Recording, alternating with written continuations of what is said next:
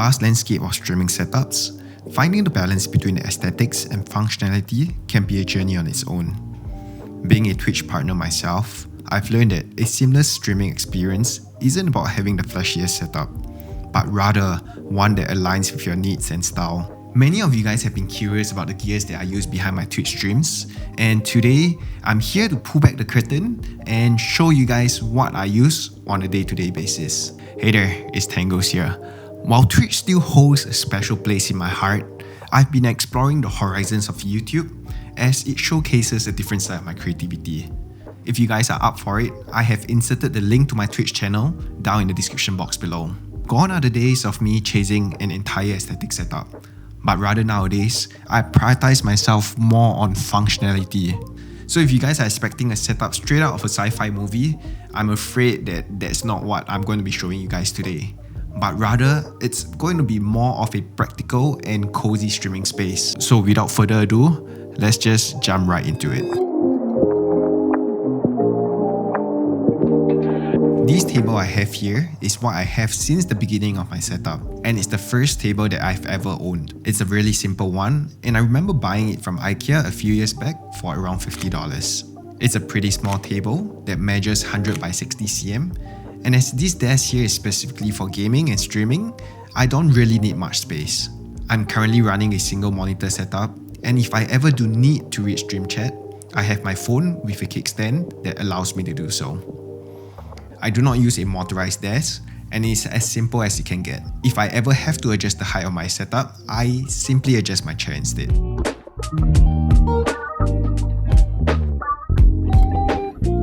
Moving on, the only monitor that I use for my stream right here is the MSI Mac 251RX, and it is a 24.5-inch 240Hz gaming monitor. The reason why I wanted a 240Hz monitor is because I play a lot of FPS games, but for any average gamer, a 144 FPS monitor is more than enough. You probably wouldn't be able to tell the difference. I love the response time, image quality, and color of the monitor display. If you ask me why don't I have another monitor, the reason is because my desk space isn't large enough for it.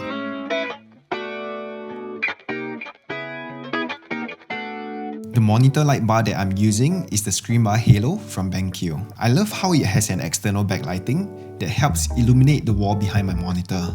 I use this light bar as an ambient lighting when I want to watch some videos. It helps reduce eye strains without the problem of glare or light shining into my eyes. With its wireless dial, this allows me to control every feature of the Halo screen bar. The wireless capability on this controller is a nice key addition compared to having another additional cable on my desk. I do have an entire video reviewing the Screen Bar Halo, so if you want to check that out, it's right down in the description box below.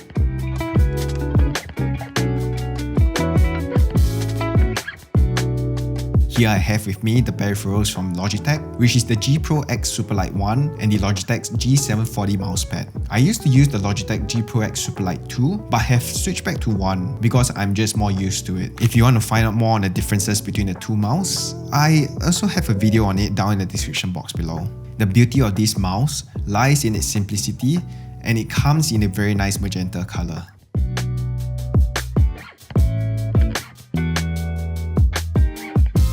I'm now back to using the ROG Falcon wireless mechanical keyboard. If you don't know by now, I'm a fan of all things wireless, and there's no exception for keyboards. With how good wireless keyboards are nowadays, there are barely any latency while gaming, and it allows me to keep out the wires on my desk. One reason why I love this keyboard is that I only use 60% keyboard frames for gaming. This keyboard right here is a 65% keyboard but in a 60% frame, which works perfect for me. The experience of typing with the switches are pretty decent with silicone foam on the inside, and the optical switches are low profile, and what I have here is the red optical mechanical switches, which are linear. And if I want it to sound even better, I will pair up with a desk mat.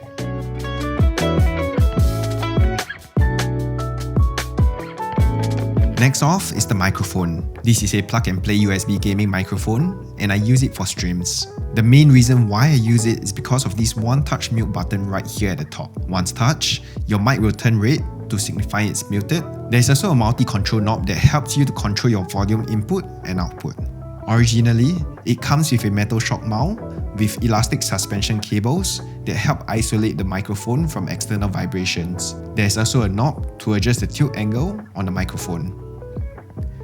For me, I prefer to use it on a boom arm so that it does not take up too much space.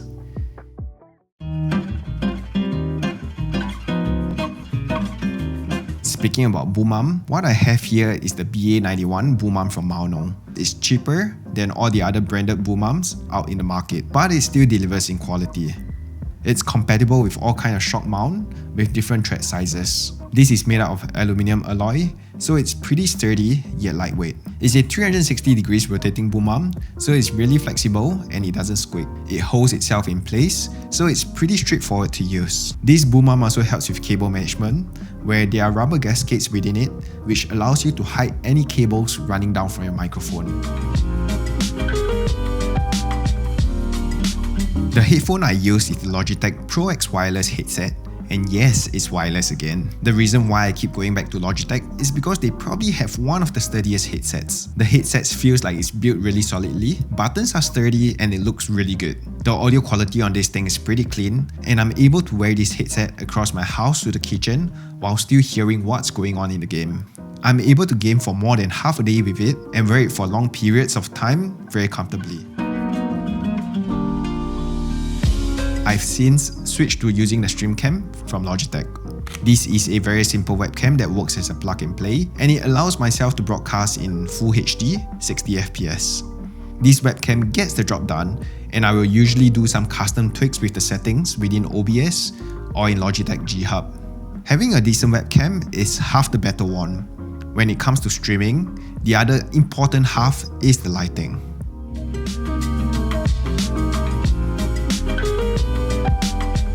What I have here is the Terrain G60, and what I love about it is the fact that it's such a small and tiny light, yet it packs a punch coming in at 60 watts. I pair these together with their parabolic softbox, and it's the perfect setup for any type of broadcast. This saves me so much space comparing with other larger studio lights, and I have this mounted on a simple tripod. It's simple to use, and I can make most of the adjustments on my phone. And it just shows you how powerful this light is. Regarding my PC, I won't go too much into details, but I'll leave the specifications here on the screen.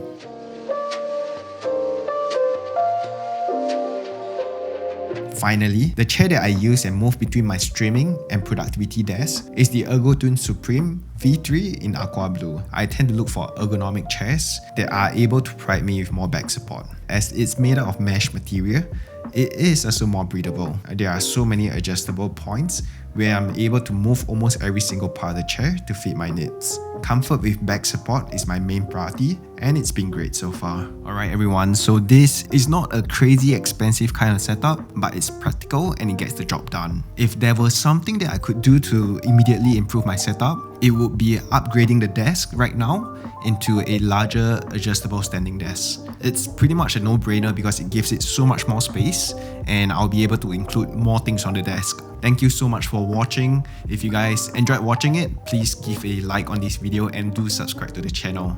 If not, I will see you guys on the next video.